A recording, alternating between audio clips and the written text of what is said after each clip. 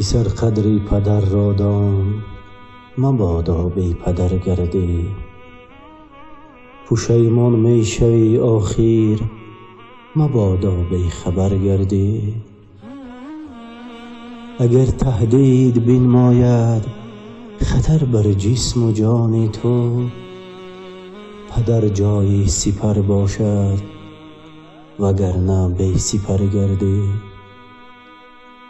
پسر قدر پدر را دان که در کارت بود ایمان، نیابی عمر جاویدان که روزی در سفر گردی.